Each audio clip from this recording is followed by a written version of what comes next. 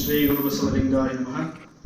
ಪ್ರಥಮದಲ್ಲಿ ಬಸವಾದಿ ಶಿವಶರಣನನ್ನು ಸ್ಮರಣೆ ಮಾಡುತ್ತಾ ಸಿದ್ಧಗಂಗೆಯ ಪರಮಪೂಜ್ಯ ಶ್ರೀ ಶ್ರೀ ಶಿವಕುಮಾರ ಶಿವಯೋಗಿಗಳ ದಿವ್ಯ ಚೇತನವನ್ನು ನಾನು ಹೃನ್ಮನದಲ್ಲಿ ಸ್ಮರಣೆ ಮಾಡುತ್ತಾ ಹಾಗೂ ಶ್ರೀ ಶ್ರೀ ಸಿದ್ಧಲಿಂಗ ಮಹಾಸ್ವಾಮೀಜಿಯವರ ಶಿವಚರಣಗಳನ್ನು ನನ್ನ ಹೃನ್ಮನದಲ್ಲಿ ಸ್ಮರಣೆ ಮಾಡುತ್ತಾ ಈ ಕಾರ್ಯಕ್ರಮದ ದಿವ್ಯ ಸಾನ್ನಿಧ್ಯವನ್ನು ದಯಪಾಲಿಸಿರುವಂತಹ ಪರಮಪೂಜ್ಯ ಶ್ರೀ ಶಿವಸಿದ್ದೇಶ್ವರ ಸ್ವಾಮೀಜಿಯವರ ಶಿವಚರಣಗಳಲ್ಲಿ ಶರಣಾರ್ಥಿಗಳನ್ನು ಸಮರ್ಪಣೆ ಮಾಡುತ್ತಾ ಹಾಗೂ ಈ ಕಾರ್ಯಕ್ರಮದಲ್ಲಿ ಅಲ್ಲಮಪ್ರಭುಗಳ ಜೀವನ ಚರಿತ್ರೆಯನ್ನು ನಮಗೆಲ್ಲರಿಗೂ ಉಣಬಡಿಸಲು ಬಂದಿರುವಂತಹ ಚನ್ನಪ್ಪ ಬಾರಿಗೇಡ್ ಅವರಿಗೂ ಶರಣಾರ್ಥಿಗಳನ್ನು ಸಮರ್ಪಿಸುತ್ತಾ ನೆರೆದಿರುವ ಎಲ್ಲ ಶರಣೆಯರಿಗೂ ಪ್ರೀತಿಯ ವಿದ್ಯಾರ್ಥಿಗಳಿಗೂ ಶರಣಾರ್ಥಿಗಳನ್ನು ಸಮರ್ಪಿಸುತ್ತಾ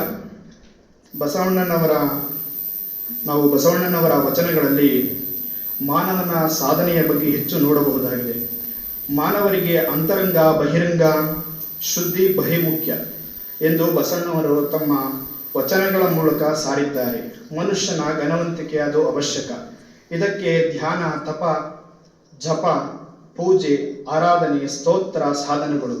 ಕೇವಲ ಶರೀರ ಶುದ್ಧಿಯಾದರೆ ಸಾಲದು, ಮನಸ್ಸು ಶುದ್ಧಿಯಾಗಿರಬೇಕು ಎಂಬುದು ಬಸವಣ್ಣನವರ ಅಭಿಮತ. ಇಂದ್ರಿಯ ನಿಗ್ರಹ ಬಹಳ ಮುಖ್ಯ. ಈ ಮೂಲಕ ಸಂಯಮ, ಸದಾಚಾರಗಳನ್ನು ಸಾಧಿಸಿಕೊಳ್ಳಬೇಕು.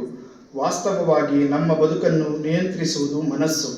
ಈ ಕಾರಣದಿಂದಾಗಿ ಮನಸ್ಸು ಶುದ್ಧವಾಗಿರಬೇಕು, ಪರಿಪಕ್ವವಾಗಿರಬೇಕು.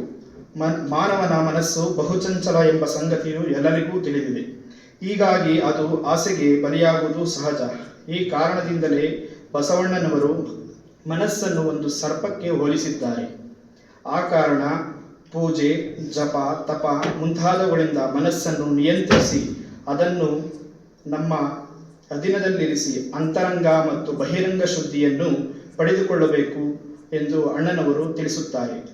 ಅದರಂತೆ ಒಂದು ವಚನ ಇದೆ: ಕಳಬೇಡ ಕೊಲಬೇಡ, ಹುಸಿಯ ನುಡಿಯಲು ಬೇಡ, ಮುನಿಯಬೇಡ, ಅನ್ಯರಿಗೆ ಅಸಹ್ಯ ಪಡಬೇಡ, ತನ್ನ ಬಣ್ಣಿಸಬೇಡ, ಇದರ ಅಳಿಯಲು ಬೇಡ. ಇದೇ ಅಂತರಂಗ ಶುದ್ಧಿ, ಇದೇ ಬಹಿರಂಗ ಶುದ್ಧಿ, ಇದೇ ನಮ್ಮ ಕೂಡಲ ಸಂಗಮ ದೇವನುಳಿಸುವ ಪರಿ. ಬಸವಣ್ಣನವರು ಈ ವಚನದಲ್ಲಿ ಸಾಧಕನ ಜೀವನದ ಸಪ್ತ ಸೂತ್ರಗಳನ್ನು ನಾವು ಕಾಣಬಹುದಾಗಿದೆ. ಅವುಗಳೆಂದರೆ ಕಳ್ಳತನ ಮಾಡಬೇಡ, ಕೊಲ್ಲಬೇಡ, ಸುಳ್ಳು ಹೇಳಬೇಡ, ಸಿಟ್ಟು ಮಾಡಿಕೊಳ್ಳಬೇಡ, ಪರರ ದೋಷಿಸಬೇಡ, ಆತ್ಮ ಪ್ರಶಂಸೆಯಲ್ಲಿ ತನ್ನ ತೊಡಗಿಸಬೇಡ, ಎಂದು ಎದುರಾಡಬೇಡ. ಇವುಗಳನ್ನು ಪಾಲಿಸುತ್ತಾ ಬಂದಲ್ಲಿ ಅಂತರಂಗ ಮತ್ತು ಬಹಿರಂಗ ಶುದ್ಧಿಗಳು ಪ್ರಾಪ್ತವಾಗುತ್ತದೆ. ಇದೇ ಮಾರ್ಗದಲ್ಲಿ ದೇವರನ್ನು ಒಲಿಸಬಹುದು ಎಂದು ಬಸವಣ್ಣನವರು ತಿಳಿಸುತ್ತಾರೆ. ಆತ್ಮೋದ್ಧಾರಕ್ಕೆ, ಆತ್ಮಶುದ್ಧಿಗೆ ಇದೇ ಸರಳ ಮಾರ್ಗವಾಗಿದೆ ಎಂದು ಬಸವಣ್ಣನವರು ಸರಳ ಮಾರ್ಗದಲ್ಲಿ ವಚನಗಳ ಮೂಲಕ ಎಲ್ಲರಿಗೂ ತಿಳಿಸುತ್ತಾರೆ. ಇದೇ ಸಾಧಕನ ಬದುಕಿನ ರಾಜಮಾರ್ಗ, ನಿಜ ಮಾರ್ಗ. ಈ ಮಾರ್ಗದಲ್ಲಿ ನಾವೆಲ್ಲರೂ ಮುನ್ನಡೆಯೋಣ ಎಂದು ಹೇಳುತ್ತಾ ಈ ಎರಡು ಶಿವನುಡಿಯನ್ನು ಮುಗಿಸುತ್ತೇನೆ. ಶರಣಾರ್ಥಿಗಳು.